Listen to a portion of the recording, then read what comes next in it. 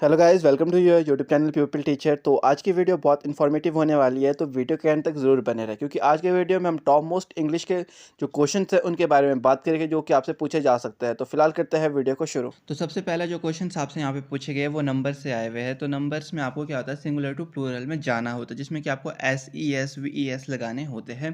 तो इसके जो रूल्स है वो आपको कराते जाएंगे चैनल पे। फिलहाल अभी हम करते हैं अपना जो क्वेश्चन पेपर में क्वेश्चन पूछे उसको डिस्कस। तो क्वेश्चन है आपके पास, choose the correct change of the number from the option given below. पहला क्वेश्चन आपके पास आया हुआ है काल्फ। तो जब भी आपको पास लास्ट में एफ आ जाता है तो उसको हम चेंज करते हैं VES में, या हम सिंपली उसको ऐसे ही रख लेते हैं, सिर्फ एस लगा लेते हैं, ठीक है। तो जब भी आपके पास कोई जीव वस्तु के नाम आता है, जैसे कि काल्फ क्या होता है, बछड़ा, तो काल्फ है तो एफ को हम हटा के VES लिख लेते हैं, CALVES काल्फ। तो ऑप्शन नंबर डी हमारे पास यहाँ बिल्कुल सही है। नेक्स्ट क्वेश्चन है हमारे पास चाइल्ड। तो चाइल्ड का हमारे को बताना है प्लूरल। तो आपको पता है चाइल्ड का प्लूरल होता है हमेशा चिल्ड्रेन। तो ऑप्शन नंबर सी हमारा यहाँ पे बिल्कुल सही है। इसी तरीके से आपको नंबर्स में देखना होता है, इसके थोड़े बहुत रूल्स है जो आपको बता दिए जाएंगे। नेक्स्ट क्वेश्चन है आपके पास मैन। तो मैन का जो ए वाले है ना, आपके पास 8 ऐसे प्लूरल्स होते हैं जिसमें कि आपको इनसाइड में वॉल्स होते हैं ना, जो उनको चेंज करना होता है। जैसे कि यहाँ पे मैन है, ए को हमने ई में कन्वर्ट करना होता है, तो यहाँ पे ऑप्शन नंबर सी बिल्कुल सही है। जैसे कि फुट होता है तो डबल ओ होता है ना, FOOT फुट, तो उसमें डबल ई लग जाता है। तो मतलब आपके पास 8 ऐसे वर्ड्स है जिसमें कि आपको मतलब उनके अंदर जो आपके वॉल्स है उनको चेंज करना होता है। तो इसका भी एक रूल है, वो भी आपको बता दिया जाएगा, बट यहाँ पे ऑप्शन नंबर सी आपका बिल्कुल सही है। नेक्स्ट क्वेश्चन आपसे पूछे गए 34 to 36 ये आपके वॉइस से क्वेश्चन आए हुए, जो कि बहुत ही टफ लगते हैं बहुत से स्टूडेंट को, और होते भी है, क्योंकि इसमें जो बच्चा होता है ना वो बहुत कंफ्यूज हो जाता है, और ऐसे तरीके के क्वेश्चन पूछते हैं ना पेपर में कि बच्चा पहले ही कंफ्यूज हो जाएगा। तो इसमें है क्वेश्चन नंबर ये मतलब 34 to 36 है, choose the correct form of voice from the given options. तो इसका जो रूल्स होते हैं उसके लिए एक आपका मेगा प्रैक्टिस सेट रखा जाएगा, क्योंकि ये बहुत ऐसा टॉपिक है आपका वॉइस और नरेशन, जिसमें आपको थोड़ा ज़्यादा प्रैक्टिस करनी होगी और ज़्यादा जोर देना पड़ेगा। तो क्वेश्चन है यहाँ पे आई नो हर। तो आई नो हर को आप जब चेंज करोगे तो ये आएगा she is known to me. तो ऑप्शन नंबर ए बिल्कुल सही है आपका, ठीक है। नेक्स्ट बात करें तो I can do it can be done by me. Option number D ये आपका बिल्कुल सही है, it can be done by me. क्योंकि जो ये वाले क्वेश्चंस है ना वॉइस वाले, जो आपसे पूछे गए ना वॉइस लास्ट प्रीवियस ईयर के जो क्वेश्चन पेपर में आपसे पूछे जा रहे हैं, इनको आप नोट डाउन कर लेना। और आपके जो आपसे पूछे जाते हैं ऑपोजिट वर्ड्स हो गए और सिनोनिम्स हो गए, इनको भी आपने नोट डाउन कर लेना। ऐसे क्वेश्चंस रिपीट हो सकते हैं, इनके कोई चांसेस होते हैं, क्योंकि थोड़े टफ भी होते हैं। और जब तो आप बोलोगे ऑपोजिट वर्ड्स और सिनोनिम्स हो गए तो इतने सारे आपके पास, तो कितने को आप याद रखोगे, क्या पता इनमें से आपके पास कोई क्वेश्चन में आ जाए। नेक्स्ट क्वेश्चन है आपके पास, चिल्ड्रन आर फ्लाइंग काइट्स। तो यहाँ पे आएगा ऑप्शन नंबर डी बिल्कुल सही है, यहाँ पे kites are being flown by children. तो इस तरीके के जो इसके रूल्स है वो आपको बता दिए जाएंगे, तो आप वहाँ से जब आप रूल समझ लोगे ना तो आपको इजीली हो जाएगी इन वॉइस को चेंज करने के लिए। नेक्स्ट क्वेश्चन नंबर 37 to 40 आपके पास आए हुए हैं आपके आर्टिकल और प्रेपोजिशन। इन्होंने यहाँ पे मिक्स करके भेजे हैं आपके पास ये क्वेश्चंस, आर्टिकल और प्रेपोजिशन। तो क्वेश्चन आपके पास, fill in the blanks with the correct words given in the option below. तो सबसे पहला जो क्वेश्चन आपका है ये आपका प्रेपोजिशन से आया हुआ है। Seema was absent dash the class. तो Seema was absent from the class. Option number A बिल्कुल सही है आपका। नेक्स्ट है आपके पास, my dash brother is coming today. तो माई एल्डर जो हमारा बड़ा भाई है वो आ रहा है, my elder brother is coming today. तो इस तरह के क्वेश्चन पूछते जाते हैं। तो जो भी आपके प्रीवियस ईयर के क्वेश्चन पेपर है, मेरा तो ये मानना है कि अगर आप इनको एक बार लिख लोगे या इनको सॉल्व कर लोगे तो आप इजीली जो आपका टैट होता है उसको क्रैक कर सकते हो, क्योंकि एक अंदाज़ा आपको लग जाता है कि किस तरीके से क्वेश्चन को सॉल्व करना है, कैसे क्वेश्चन पूछे जाते हैं। और क्वेश्चन आपको पता है कि जो सिलेबस है वो मैंने बता लिया, और वो उसी के रिगार्डिंग आपसे क्वेश्चन पूछे जाते हैं। क्वेश्चंस आपके आए हुए आर्टिकल से। तो आपको पता है हमारे पास 3 आर्टिकल्स होते हैं, ए, एन और द, और इनके जो रूल्स है वो पता आपको चल जाएगा। कुछ ही दिनों में आपको इसकी रिगार्डिंग वीडियोस आ जाएगी डिटेल में, ठीक है। तो यहाँ पे क्वेश्चन है आपका, हेयर इज डैश एग। तो आपको पता है एग में जो सबसे पहला वर्ड है वो है ई, और ई आपका वॉवल्स होता है। वॉवल से पहले आपको पता है आपका एन हमेशा लगता है, ये बात आपको पता है। जब भी वॉवल साउंड आएगी या वॉवल वर्ड होगा आपके पास, तो AEIOU, तो आपके पास एन लगता है, ये आप सभी को पता है। तो यहाँ पे ऑप्शन नंबर ए हमारा बिल्कुल सही है, एन।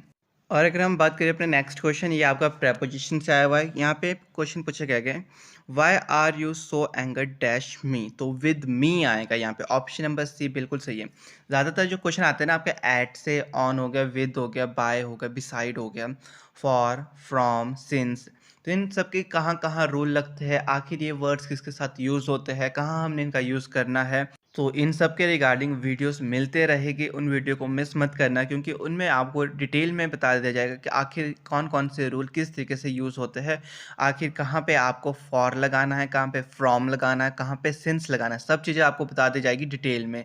तो आपने कभी भी कोई भी वीडियोज़ को मिस मत करना। तो नेक्स्ट जो क्वेश्चन आए वो आपके ऑपोजिट वर्ड्स है। इन क्वेश्चन को तो आपने बिल्कुल ही लिखना है, क्योंकि ये क्वेश्चन रिपीट हो सकता है। ऑपोजिट वर्ड्स और सिनोनिम्स आगे वो तो आपने बिल्कुल नोट डाउन करना है। पूरा क्वेश्चन पेपर नहीं लिखना, कोई बात नहीं, क्योंकि वो आपका रूल से चल पड़ेगा। रूल्स जब पढ़ोगे तो आप लगा ही लोगे, ठीक है, अंदाज़ा जो भी आंसर है वो कर ही लोगे। बट जो ऑपोजिट वर्ड है और सिनोनिम्स है, इनको तो आपने बिल्कुल नोट डाउन कर लेना, बहुत हेल्प करेगी आपकी। तो क्वेश्चन नंबर 41 to 43 आपके पास है, choose the word which is the most opposite in the meaning to the word printed in capital letter. जो कैपिटल लेटर में वर्ड्स लिखे गए उनका ऑपोजिट वर्ड्स बताना है। तो क्वेश्चन नंबर 41 है आपका बोल्ड। आप सभी को पता है बोल्ड होता है खूब बड़ा बड़ा डार्क डार्क लिखना, जैसे कि यहाँ पे देखो बोल्ड जो लिखा है कितना डार्क लिखा हुआ है, ठीक है, बोल्ड। और इसका जो ऑपोजिट मीनिंग होगा होता है टिम। टिम मतलब छोटा छोटा लिखना, बिल्कुल छोटा छोटा, मतलब पतली पतली स्याही से लिखना। तो ऑप्शन नंबर डी बिल्कुल सही है। नेक्स्ट अगर हम बात करें तो क्वेश्चन नंबर 42 है लव। लव का आप सभी को पता है कि लव का मतलब होता है प्यार करना। तो प्यार करने का मतलब सैड तो होता नहीं है, हर्ट भी नहीं होता, एंगर भी नहीं होता, और हेटेड होता है, मतलब जो नफरत करना, प्यार करना और नफरत करना। तो मतलब ये आपके विलोम शब्द बोल सकते हो, ऑपोजिट वर्ड्स हो गए। नेक्स्ट है आपका कि होप। होप आप सभी को पता है कि एक आशा रखना, ठीक है, आशा है कि ये हो जाएगा, आई होप कि ऐसा हो जाए, तो आपने एक आशा रखी है। और डिसअपियर होता है निराशा, मतलब आपने सोचा और वैसा नहीं हुआ। तो होप का जो ऑपोजिट मीनिंग होता है वो होता है डिसअपियर। तो ऑप्शन नंबर सी यहाँ पे बिल्कुल सही है। तो अगर हम बात करें नेक्स्ट क्वेश्चंस, तो ये आपके आए हुए वन वर्ड सब्स्टिट्यूशंस होते हैं, जिसमें कि आपको कोई सेंटेंस होगा, उसके लिए कोई एक वर्ड्स पर्टिकुलर वर्ड जो यूज़ किया जाता है वो बताना होता है, ठीक है। तो क्वेश्चन नंबर 44 से लेकर 47 तक यही आपसे पूछेंगे। क्वेश्चन नंबर 44 आपके पास word with the same meaning. ऐसा वर्ड जिसका सेम मीनिंग होता है उसको हम क्या कहते हैं। आप सभी को पता है सिनोनियम्स का जो मतलब होता है सेम मीनिंग्स। तो इसका जो ऑप्शन नंबर सी है वो बिल्कुल सही है।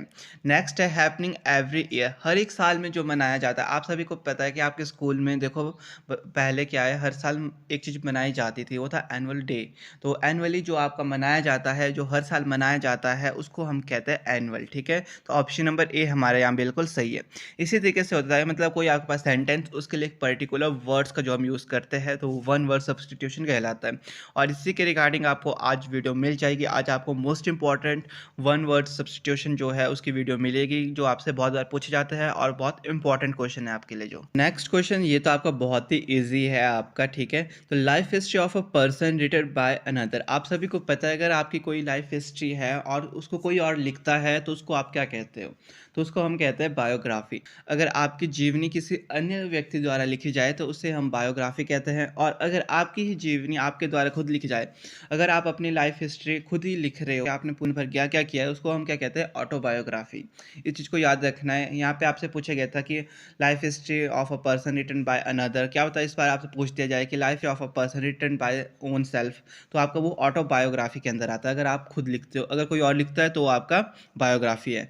नेक्स्ट क्वेश्चन है स्मॉल पीस ऑफ पोटैटो। तो स्मॉल पीस ऑफ पोटैटो को क्या कहते हैं हम, चिप। तो ऑप्शन नंबर डी बिल्कुल सही है। तो चिप्स से आप याद रख सकते हो, अगर ऐसा याद ना रहे तो चिप्स का चिप बस, स्मॉल पीस ऑफ पोटैटो, क्योंकि पोटैटो से आपके चिप्स बनते हैं। तो इसको आपने एक लॉजिक करके याद रख लेना, क्योंकि बहुत है आपके पास ये वन वर्ड सब्स्टिट्यूशन। और मैं आपको मोस्ट इंपॉर्टेंट कराऊंगा, शायद से 40 या 50 इतने हो गए, तो वो आपको बहुत हेल्प करेंगे आपके टैट के लिए। जो क्वेश्चन आपके पूछे गए थे ये आपके पूछे गए जेंडर। तो देखो बहुत इंपॉर्टेंट टॉपिक है आपका, जेंडर हो गया, नंबर हो गया, वन वर्ड सब्स्टिट्यूशन, इसके बारे में मैंने आपको कहा था। ऑपोजिट वर्ड्स, उसके बारे में आपके पास क्वेश्चन पूछते गए, देखो अभी तक आर्टिकल हो गए, प्रेपोजिशन, वहाँ से भी क्वेश्चन आ गए हैं, वॉइस है वहाँ से भी क्वेश्चन आ गए। तो मतलब आपके पास जो ये मैंने आज सुबह सिलेबस में बताया ना इंपॉर्टेंट टॉपिक्स, वो ही पढ़ के जाना और इनकी वीडियोस आपको मिल जाएगी, उनको भी देखते रहना। तो आपके पास जो क्वेश्चन है यहाँ पे है, सर का जो जेंडर होता है वो होता है ऑपोजिट जेंडर होगा तो वो होता है मैडम, सर का मैडम होता है। नेक्स्ट क्वेश्चन है आपके पास पूछा गया लॉर्ड, लॉर्ड का जो होता है वो लेडी होता है, तो ऑप्शन नंबर बी सही है आपके पास। और जो जेंडर्स वाले क्वेश्चन है ना, इनको भी करा दिया जाएगा आपको, इनके थोड़े बहुत रूल्स होते हैं, वहाँ से थोड़ा ईजी आपको लग जाएगा पता कि किस तरीके से आपको करने होंगे।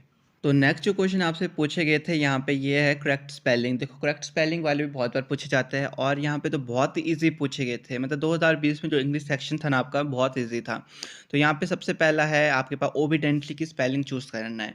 तो ये तो सबसे आसान थी ओबीडेंटली, तो आप मतलब हर एक एप्लीकेशन में लास्ट में लिखते थे, अब तो आपको इतने अच्छे से याद होनी चाहिए ओबीडेंटली की स्पेलिंग। तो यहाँ पे ऑप्शन नंबर डी सही है, जिसकी OBEDIENTL है, ओबीडेंटली। ठीक है।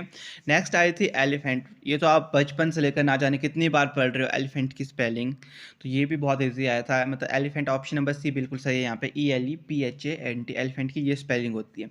नेक्स्ट था वेदर, वेदर वाली स्पेलिंग मतलब बहुत ही इजी यहाँ पे आया हुआ है आपके पास, तो यहाँ पे ऑप्शन नंबर सही है आपका WEATHER।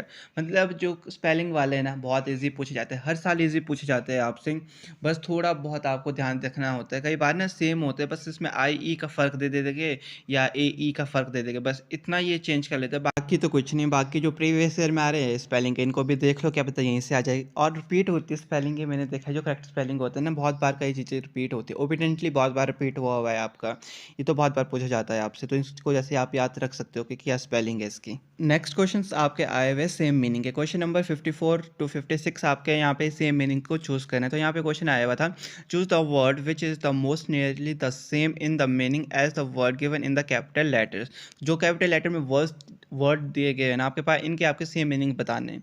तो पहला क्वेश्चन आपके पास आया हुआ रेयर, रेयर का जो मीनिंग होता है वो आप सभी को पता है कि बहुत ऐसी चीज़ जो कि बहुत कम मात्रा में मिलती है, बहुत मुश्किल से मिलना। ठीक है, तो मतलब अनकॉमन इसका बिल्कुल सही है, अनकॉमन चीज़ भी मतलब बहुत मुश्किल होगा ना उसको ढूंढना, और रेयर का मतलब यही होता है बहुत ही मुश्किल। ठीक है। मीटिंग का मतलब होता है कि ऐसी जगह जहाँ पे आप लोग सारे एक इकट्ठे हो जाओगे, कहीं पे मीटिंग हो रही है, तो एक पर्सन की कभी मीटिंग नहीं होती है, मीटिंग में आपके दो या दो से ज़्यादा पर्सनस होते हैं, तब जाके आपकी एक मीटिंग होती है। तो मतलब कॉन्फ्रेंस ये भी इसका बिल्कुल सही मीनिंग है। असेंबली देखो, जब आपकी मॉर्निंग असेंबली होती है तब आप सब इकट्ठे हो जाते हो, तो यहाँ पे भी एक ये भी इसका सही मीनिंग है। गैदरिंग हो गया मतलब इकट्ठा होना, ये भी इसका सही मीनिंग है। तो यहाँ पे सही ऑप्शन है आपका option number D, all of the above, क्योंकि ये सारे के सारे जो सेम मीनिंग है ये आपके मीटिंग के सेम मीनिंग्स है, तो यहाँ से भी आपके क्वेश्चन पूछते जाते हैं। और जो रेयर वाला क्वेश्चन है बहुत बार पूछा गया है, तो इसको आपने नोट डाउन कर लेना। नेक्स्ट क्वेश्चन जो आपका 56 है, इसमें भी आपको सेम मीनिंग बताना। तो यहाँ पे हैंडसम, आपको पता है जो हैंडसम वर्ड है वो सिर्फ आपका एक मतलब मेल के लिए यूज़ होता है, तो यहाँ पे जो गुड लुकिंग है वो बिल्कुल सही है। हैंडसम का जो सेम मीनिंग होता है वो होता है गुड लुकिंग। और ज़्यादातर आपसे कई बार पूछा जाता है जो हैंडसम वर्ड्स है वो किसके लिए यूज़ होता है, तो वो आपका मेल्स के लिए यूज़ होता है, और जो ब्यूटीफुल वर्ड है वो आपका फीमेल्स के लिए यूज़ होता है। इस बात को भी आपने ध्यान में रखना है, क्योंकि यहाँ से भी क्वेश्चन आपसे पूछते जाते हैं कई बार।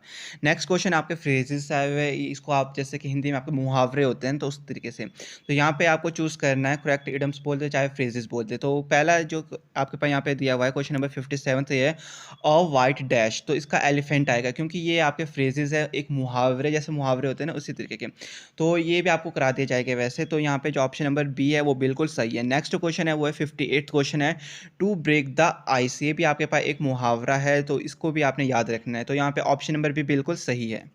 नेक्स्ट जो टॉपिक है ना आपका ये प्रोवर्ब्स वाला है, यहाँ से हर साल क्वेश्चंस आते हैं, दो क्वेश्चन यहाँ से हर साल आते हैं और 2 नंबर आपने पक्के करके ही जाना है यहाँ से। ठीक है।